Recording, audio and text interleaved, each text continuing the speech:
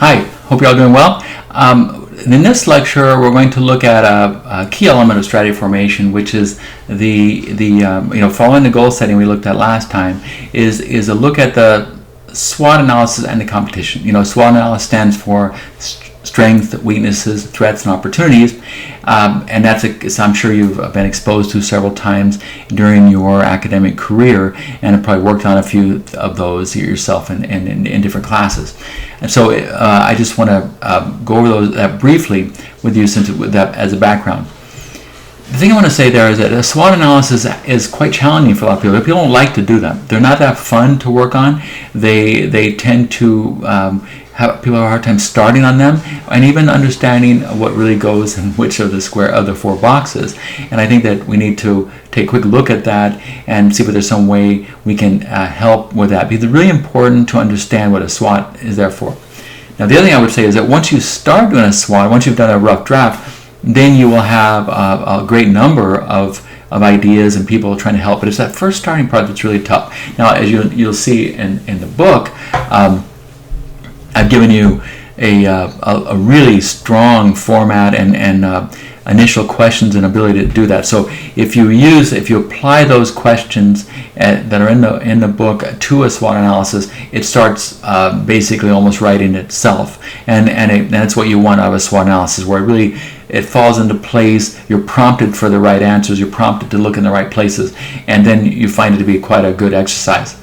I'll say this, that if you don't go through the SWOT exercise, you will not be able to come up with a good strategy. It's that simple, because the SWOT is basically a map, an understanding, and an acknowledgement of where you really are as a company, what you really have as strengths, what you really have as weaknesses, what's out there as threats, what's out there as opportunities. So this is really important, especially as we look at international entrepreneurship, because SWOT analysis, whenever you're doing something new, starting a new year, but especially when you're taking an idea to do a new venture and something that's really different from what you're doing now, you really need to do a SWOT, because it's kind of almost a jump off point from where you have been to where you're going to try something new, but you won't be able to come up with the ideas and the wherewithal for what you're really trying to do if you haven't tried to understand where you are, and that's where the SWOT analysis really comes in.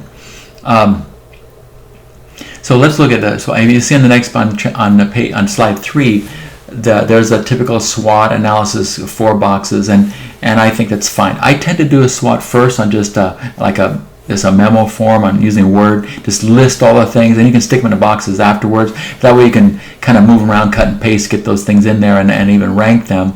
And then once you're ready, then you put them into this kind of format. But I think it's useful to start just with a list. But anyway, there are a couple of key things to remember. Really remember. One is that strengths and weaknesses are internal to the company. What do we have as strengths? What do we have as weaknesses? What do we have as strengths? I'm repeating this because it's for some reason it doesn't always sink in with people right away. What are our weaknesses? What are our strengths? Opportunities and threats, on the other hand, are external. What are the opportunities that are out there from the external world? What are the threats out there from the external world? When you think about international entrepreneurship, what are the opportunities of that new market? What are the threats posed by that new market? What are our weaknesses that we have internally to deal with? What are our strengths we have internally to leverage from? It's like that. Sometimes I find people, when you ask them to start doing a SWOT, they put things that to make the business successful that you should have, they put in strengths. Like if we're going to Greece to open some kind of fishing thing, they'll say boats or captains, and what they're really writing are weaknesses, because they don't have them. So if they had them, they'd be strength. If you don't have them, don't be tempted to fall in that. A lot of times people, by recognizing what is necessary to have, they put them as strengths. If it's necessary to have and you don't have it, that's a huge weakness, right? So put these things that you do have, like in this case, maybe they already have a contact there in Greece. Maybe they already have dock rights. Maybe they're buying a existing fishing fleet, so that gives them a strength of known business and tradition, etc. Those are strengths. However, if you don't have this weakness, now the weakness on the other hand, maybe they don't have all those things, maybe they don't have much market awareness, maybe they don't have language capability, etc. Those would all be weaknesses. Now your opportunities and threats are things that are outside. So you say, well, why bother if they're outside? Well, it's the key thing. How can you perceive what those opportunities are? What can you do to take advantage of them? What are the threats?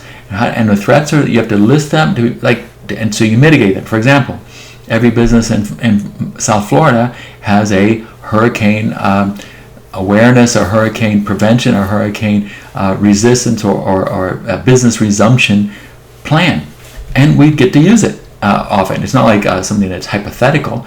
Any businessman, any amount of time, has been knocked out of business by hurricanes sooner or later.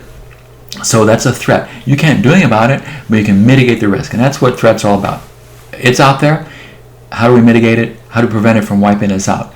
Like I mentioned before, my career has been in banking. A bank can never be closed. It can never not show its records. It can never not settle with the Fed. It can never not provide access to its clients on where their money is. So you have to have redundancy of systems, because it's not acceptable to say, like it might be for a restaurant, oh, we got wiped out, we're not serving food today. A bank can't do that. It always has to be there to take steps to mitigate those risks. If you're a business like that, you have to find out what those things are, how do we mitigate them, how do we fix them. And anyway, you work around that, and you find it to be a really nice, once you're finished, and then you test it with some other people in your company and say, I think this is who we are. Speaking of that, in general, always try to work on things yourself at first, like a SWOT analysis. You don't want to get a bunch of people together and start. Do it yourself first, then get the people in there so you can kind of start working through what you've already performed.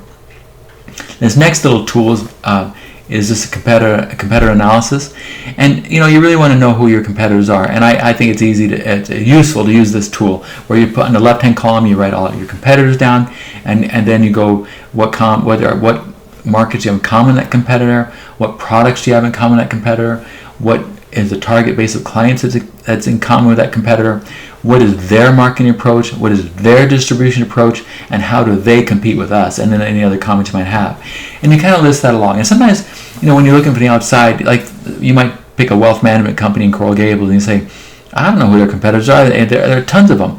So are you realistically going to say all those other wealth management things in Coral Gables? But if you ask them, they say, no, there are tons. But our competitors are on the list, like 3 or 4 who are the major competitors. Everybody that's in business knows who their real competitors are. So that's who you really. So if you were in business and you were thinking about expanding to a foreign market, you would part of your analysis would be who's already there, who's here and going there. We're going to have local competition. We're going to have foreign competition. List them out and then say, okay, and this is what people want to see. If you're taking a proposal to your senior management, they're going to say, well, let's see the SWOT, let's see and let's look at your competitor analysis. If you don't know your competitors, people are going to think you don't know what you're doing, because it's so important to understand what your competitors are doing and how you're going to win against them. That anytime you can't show that, you're going to lose credibility and lose opportunity for investment from people that could otherwise help you move this business forward. Okay, I hope that helps with SWOT analysis and competition, and talk to you next time. Thanks.